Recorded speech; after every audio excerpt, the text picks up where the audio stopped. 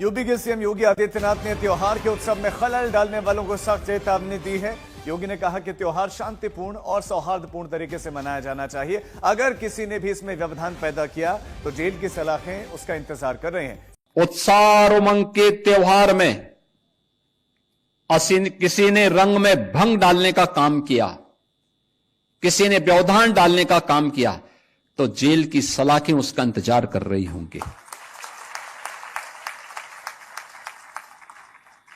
और कोई भी होगा उसको अंदर ठूंसने में बहुत देर नहीं लगेगी। मैं जर्मनी में था, मैंने कहा मीटिंग हो गई, मैं थोड़ा सा रिलैक्स करता हूं। हम एक जगह खाना खाने के लिए बैठे, वहां पे अन्य जाति बंदा मेरे को आके बोलता है तुसी, मैंने कहा हाँ हाँ वही हूं मैं। साथ ही में यूट्यूब निकाल लेते लोग। कई बार तो मैं जा रहा होता तो लोग मेरे को देख के यूट्यूब सर्च करना शुरू कर देते हैं, वही ये देख ले एक बार। आमिर पंजाबी हर जगह है, हर जगह, दुनिया में कोना नहीं एक जहां पंजाबी ना हो। लाइफ आपको वही देती है जिसके लिए आप फाइट करते हो, जिसके लिए आप वर्कआउट करते हो। अपने आप आपको कुछ भी दिया नहीं जाता। आपको ये बात ध्यान से समझनी है कि जब आपकी स्पिरिचुअल लाइफ ऊपर से नीचे की ओर जाएगी तो शैतान अटैक करेगा। जब शैतान आपकी लाइफ में आपको टेस्टिमनी के बहुत करीब देखते हैं, हमेशा वो आपसे गलती करवाने के लिए आपको प्रेरित करता है। वो फूल लगे होने का मतलब ये है कि फल आना अब बहुत ज्यादा दूर नहीं है, क्योंकि फूल जो लग चुके हैं, अब फल आना है। तो छोटी लोमड़ियों को पकड़, दाग की बारी से उन्हें बाहर कर, क्योंकि आप ये बात जानते हैं कि आपकी टेस्टिमनी को, आपकी ब्लेसिंग को कोई रोक नहीं सकता अगर आप उस पर काम करें तो। बाइबल कहती है जाओ और धरती में जाके पूरी धरती में सुसमाचार सुनाओ और चेले बनाओ। आप जानते हैं ये वचन लेके जब पौलुस चला तो लिखा जब वो एशिया जाने लगा वचन सुनाने के लिए तो पवित्र आत्मा ने उसे एशिया में जाने से मना कर दिया। जबकि बाइबल क्या कहती है, पूरी दुनिया में जाओ और क्या करो, सुसमाचार सुनाओ।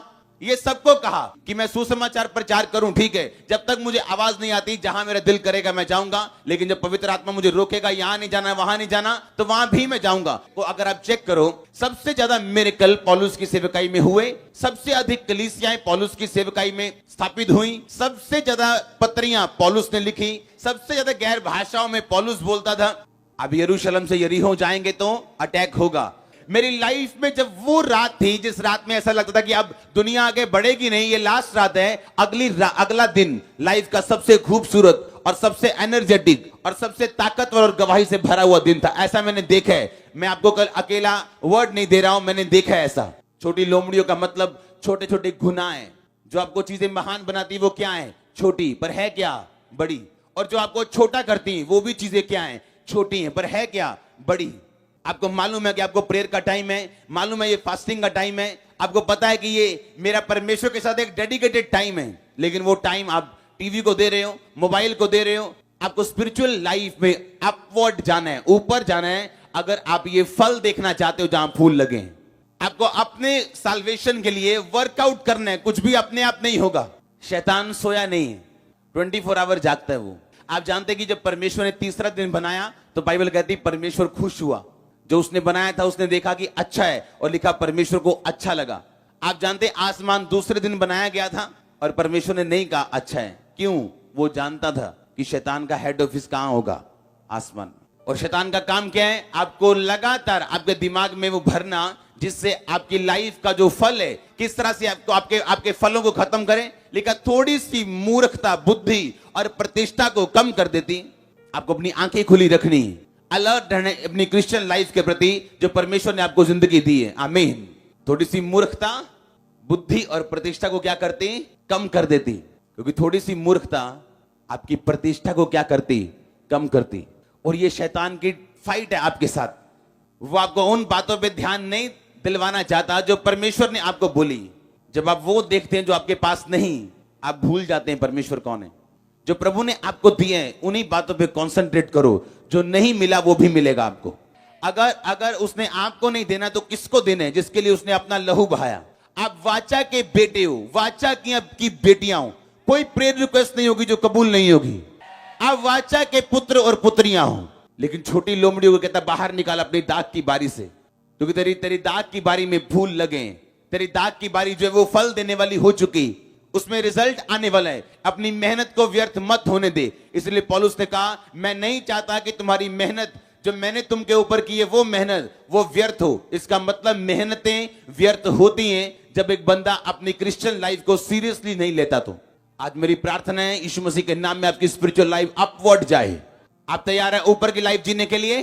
तो आपने सोचना है कितनी प्रेयर लाइफ थी मेरी और अब कितनी, कितनी फास्टिंग थी मेरी और अब कितनी, मेरी पवित्रता का लेवल पहले क्या था और अब क्या है। क्योंकि जैसे ही आपकी लाइफ ऊपर की ओर जाएगी, बाइबल कहती मेरे राज्य में, मेरे मार्ग में तुझे उत्तम पदार्थ मिलेंगे। मेरा मार्ग संकरा मार्ग है, तंग मार्ग है, जो आगे जाके खुला होता है लेकिन पीछे तंग है। दूसरे मार्ग पहले खुले हैं लेकिन बाद में तंग हैं। पहले कोई मनाही नहीं, जो मर्जी करो, जो मर्जी खाओ, जो मर्जी पियो, लेकिन बाद में तंग है। मेरा मार्ग पहले तंग है कि ये नहीं करना, वो नहीं करना, वहां नहीं जाना, वहां नहीं जाना, पर बाद में क्या है? खुला है। आपने मार्ग चूज करना है। आमीन। अपनी लाइफ को बिल्ड करने की जिम्मेवारी आपकी अपनी है, परमेश्वर की नहीं। उसने आपको स्ट्रक्चर दिया है, एक ढांचा दिया है, उस ढांचे में आपने घुसना है और सब कुछ उस ढांचे में है। एक कलीसिया होने के नाते आपका काम है वचन में बढ़ना, परमेश्वर की नॉलेज में बढ़ना, अज्ञानता में ना रहना। क्योंकि बाइबल में कहीं नहीं लिखा शैतान की वजह से लोग नाश हुए। शैतान भी आपकी अज्ञानता को इस्तेमाल करता है और इसलिए उसने प्रभु यीशु मसीह को बोला था, तेरे वचन, तेरे पिता के वचन में लिखा, अपने आप को अपने इस ऊंचाई से नीचे गिरा, तेरे पिता के वचन में लिखा कि वो तेरे दूत तुझको संभालेंगे, तेरे पांव में पत्थर से ठेस भी नहीं लगेगी। पर यीशु मसीह वचन को जानते थे, वचन से बोला कि शैतान ये भी लिखा है तो अपने प्रभु, अपने परमेश्वर की कभी भी परीक्षा ना कर। 3 लड़कियां जा रही हैं एक जगह पे मीटिंग में, रास्ते में बारिश आ गई, बारिश की वजह से बाढ़ शुरू हो गई। कहती पतरस का परमेश्वर हमारा परमेश्वर है। नदी में छलांग लगाई, मर गई तीनों। अगले दिन अखबार में आया यहोवा कहां गया।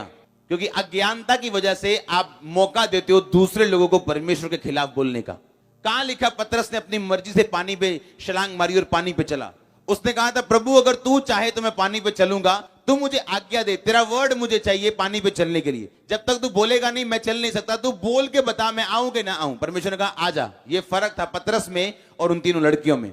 और यही शैतान इस्तेमाल करता है, यही अज्ञानता वो आपकी लाइफ में इस्तेमाल करता है, आपके घर में, आपके जीवन में। उसे मालूम है फल आने वाला है, उसे मालूम है आपकी लाइफ में टेस्टिमनी आने वाली, आप ऊपर आने। तो उन्होंने तुरंत जो उनका प्रचार कर रहा था उसको बोला कि मेरे लिए प्रार्थना करें। उन्होंने प्रार्थना करी, शैतान छोड़ के भागा। तो शैतान को हल्का नहीं समझना, क्योंकि शैतान क्यों हमला करता है यहाँ पर, इसलिए करता है कि आप सामर्थ्य बनोगे, आप ताकतवर बनोगे तो हराओगे किसको? शैतान।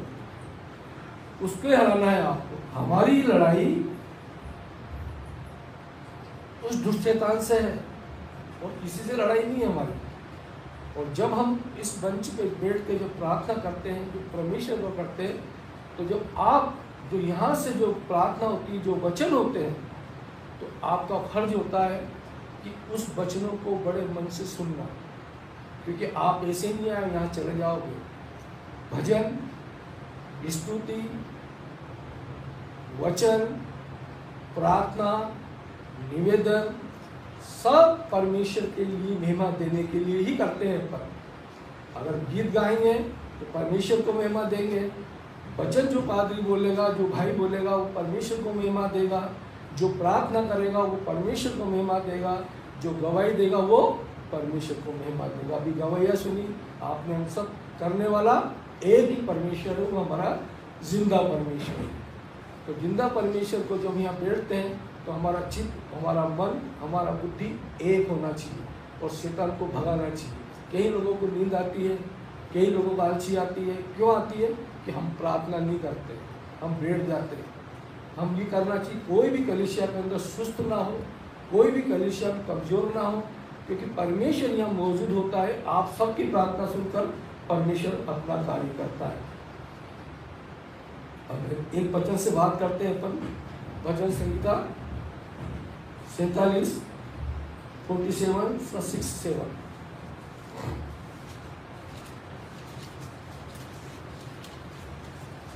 परमेश्वर का भजन गाओ, भजन गाओ, हमारे महाराजा का भजन गाओ, क्योंकि परमेश्वर सारी पृथ्वी का महाराजा है। समझ बूझकर बुद्धि से भजन गाओ। बस वो 2 बार बोला भजन गाओ, भजन गाओ, हमारे महाराजा का भजन गाओ। लेकिन कैसे गाओ? सबूत बूझ के। जब भजन वाला यहाँ भजन गाता है तो ये जो स्टेज है यहाँ पर कोई अगर अपनी महिमा करे तो वो गलत करता है। यहाँ जो भजनकार भजन गाते हैं वो मुगध होकर भजन गाते हैं, सूझबूझ से गाते हैं, ताकि जब वो भजन गाता है तो जो हमारे कानों में भजन जाता है वो भी एक तरह की प्रार्थना, एक तरह की स्तुति है। क्योंकि भजन का जो शब्द होता है हमारे कानों में जाने के बाद में हमें बहुत कुछ राहत देता है। कहते हैं कि भजन गाया तो मैं रो दिया। भजन गाने के बाद पवित्र आत्मा का अभिषेक होता है, पवित्र आत्मा उतरता है। अगर आप भजन ध्यान से नहीं सुनोगे, इसलिए परमेश्वर ने यह भी कहा है कि भजन गाने वाला सूझबूझ के साथ उस भजन को गाए। वो ये नहीं सोच के गाए कि मेरे को लोग देखें, ये सोच के गाए कि परमेश्वर यीशु वहाँ उपस्थित है, उसके दूत उपस्थित है, वो खुश और आनंद में हो। अब वचन देखें अपन अय्यूब 12:11। जैसे जीभ से भोजन चला जाता है, क्या वैसे ही कान से वचन नहीं पढ़ते जाते? अब सुनो, हम जब भोजन करते हैं तो हम तुरंत हो जाते हैं कि भोजन में मेरा पेट तुरंत हो गया। तो बोलते क्या वचन कानों से नहीं सुना जा सकते? जो परमेश्वर ने जो किया है, जो वचन सुनाए जाते हैं, क्या आप कानों से क्यों नहीं सुन सकते? उसको क्यों नहीं भोजन दे सकते हैं? ये बात कौन बोल रहा है? अय्यूब। क्यों बोल रहा है? कि वचन को कान से सुनकर हमारी अंदर जाता है, बुद्धि में जाता है, बुद्धि विकास होती है, और विकास होने से बुद्धि आती है, समझ आती है। इसलिए वचन को बराबर ध्यान से सुनना अपने को चाहिए।